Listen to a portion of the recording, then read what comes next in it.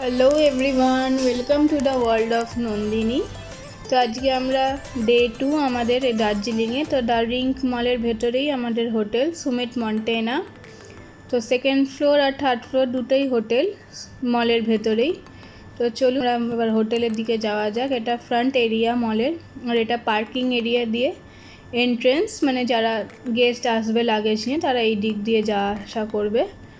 আর মলের ভেতর দিয়ে যাওয়া আসা করা যায়, কিন্তু লাগেজ নিয়ে ওরা ওখানে অ্যালাউ করে না হোটেলের ভেতর ওদিক দিয়ে। তো পার্কিং এরিয়া দিয়ে যাচ্ছি, লিফটের জন্য আমরা ওয়েট করছি। লিফটে করে আমরা সেকেন্ড ফ্লোরে যাব। এই যে লিফটে করে চলে গেলাম, এই যে ভেতরের মলটা। আমরা ওপরে উঠে গিয়ে একটু চলুন চেকিংয়ের প্রসেসটা করে নিই হোটেলের ভেতরে গিয়ে। তো এই যে আমাদের হোটেলে ওয়েলকাম বেভারেজ হিসাবে ওদের দার্জিলিং টি দিয়ে দিয়েছিল, ওটাই আমরা নিয়ে নিলাম। এই যে করিডোরটা ওদের রিসেপশনে যাওয়ার দিকে, আর এইখানেই সব রুমগুলো আছে। ওই যে আপনার রাইট হ্যান্ড সাইডে সব রুমস, লেফট হ্যান্ড সাইডে ওদের রিসেপশন এরিয়া। তো এটা স্পা সেকশনের রিসেপশন ডেস্ক, আর এটা হচ্ছে পুরো বাইরেটা। এটা অর্কিড রেস্টুরেন্টে যাওয়ার, অর্কিড রেস্টুরেন্ট অ্যান্ড ব্যাঙ্কোয়েট দুটোরই যাওয়ার রাস্তা। আর এটা হচ্ছে মলটা, সেকেন্ড ফ্লোর থেকে মলটা।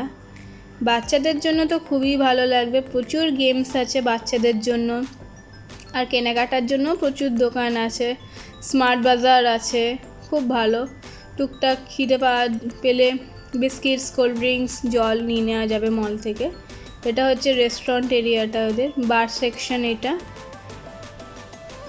আর এটা হচ্ছে রেস্টুরেন্টটা। রেস্টুরেন্টে খাবার দাবারও খুব ভালো, আমরা এখানে আলাকাটা মেনু কিছু নিইনি, আমরা ব্রেকফাস্টটাই করেছিলাম এখানে, মানে কমপ্লিমেন্টারি ব্রেকফাস্ট আমাদের অ্যাড করা ছিল হোটেলের সাথে বুকিংয়ের টাইমে। তো এটা হচ্ছে রুম, একটা ছোট্ট করে রুম ট্যুর দিয়ে দিই। যে আমরা 4 জন একটা রুমেই ছিলাম, 2 বেডেড, 4 পারসন অ্যালোকেটেড ছিল এই রুমে, কুইন সাইজ সব বেড। আমরা ভিউ রুম নিয়েছিলাম সেকেন্ড ফ্লোরে। তো এখন ভিউ কিছু দেখা যাচ্ছে না যেহেতু পুরোটাই মেঘে ঢাকা। আর এই যে একটা স্কুল, ইয়েলো আর গ্রিন কালারের বিল্ডিংটা হচ্ছে স্কুল দার্জিলিংয়ের, স্কুলের নামটা জানি না। তো এই যে লাগেজ ছড়িয়ে ছিটিয়ে আছে, এটা লাগেজ রাখার সেকশন আপনার বাঁ দিকে, আর বাঁ দিকে একটা কাবার্ড দিয়ে দিয়েছে, কাবার্ডেও ভালো স্পেস আছে, লন্ড্রি ব্যাগ দিয়ে দিয়েছে, স্লিপার্স দিয়ে দিয়েছে, লকার দিয়ে দিয়েছে, আর হ্যাঙ্গার দিয়ে দিয়েছে। এই যে হ্যাঙ্গার দিয়ে দিয়েছে, ভালো, যথেষ্ট স্পেশিয়াস। রুমটাও যথেষ্ট বড় ছিল।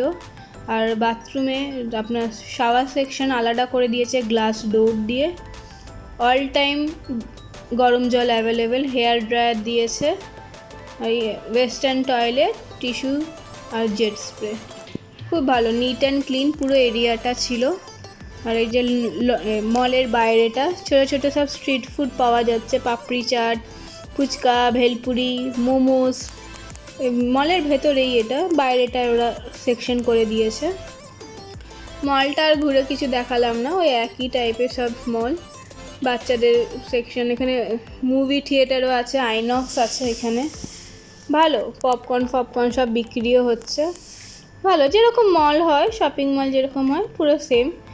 প্রচুর ইয়াররিংস, জামা কাপড় বিক্রি হচ্ছিলো। তো আমরা ম্যালে চলে এলাম, দার্জিলিংয়ে এসছি আর ম্যালে যাব না তা কখনো হয় না।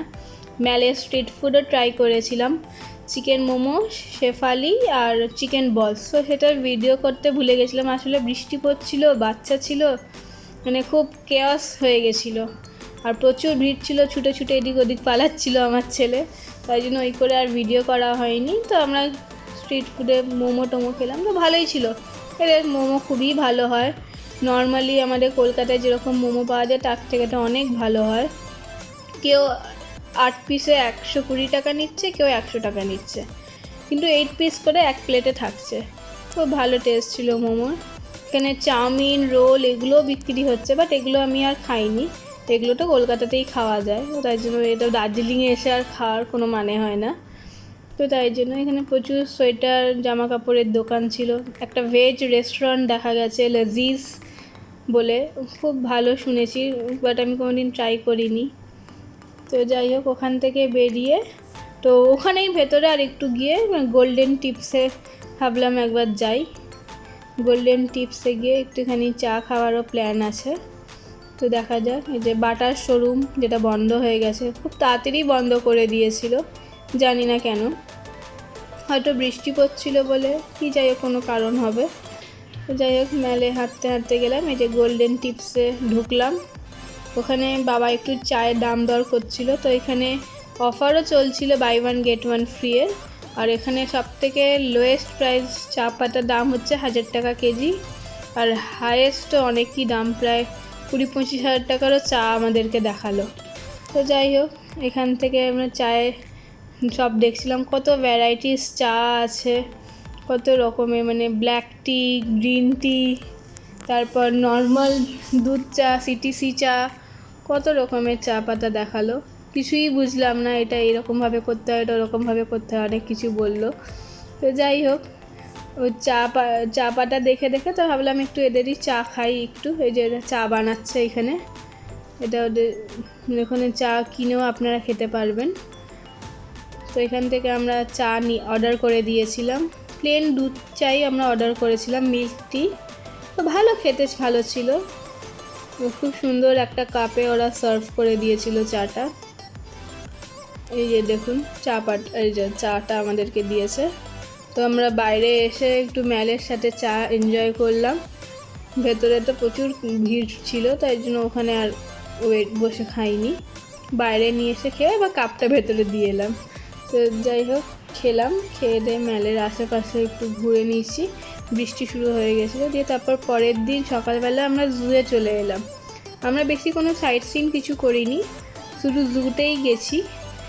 জুয়ে এখন টিকিটের কত দাম হয়ে গেছে। আমি লাস্ট 3-3.5 বছর আগে একবার দার্জিলিং এসেছিলাম, তখন জুয়ের টিকিট 50 টাকা ছিল, এখন সেটা 110 টাকা করে দিয়েছে। তো যাই হোক, দার্জিলিংয়ে এসে জুয়ে না আসলে সেটাও ভালো দেখায় না। কোনো সাইট সিনই আমরা করিনি, কারণ দার্জিলিং এতবার যাওয়া আসা হয়েছে, তো আর ইচ্ছা করে না আর আশেপাশে সাইট সিন করার। তো যাই হোক, আসলাম ভ্যাকেশানে, একটু রেস্ট নিলাম, নিজের মতো থাকলাম, ব্যাস। তো জুটে এসছি, জুটে টিকিট কাটা হয়ে গেছিলো, টিকিট কাটা হয়ে গেছে। আপনাদের টিকিটের প্রাইসটা দেখিয়ে দিই একবার, চলুন। এই যে টিকিটের প্রাইস আর কখন কি খোলা থাকে না থাকে সব ডিটেলস এখানে আছে। এই যে টিকিট টাইমিং, ভিজিটার্স টাইমিং সব দেওয়া আছে। চলুন এবার আমরা জুয়ের দিকে যাওয়া যাক ভেতরে। জুয়ে আমি বেশি আর ভিডিও করিনি, এই যে হচ্ছে নিচে, জু থেকে নিচে যে স্ট্রিট মার্কেটগুলো আছে ওগুলো, এখানে দামও প্রচুর জিনিসপত্রের। যাই হোক, আমরা বেশি শপিং কিছু করিনি।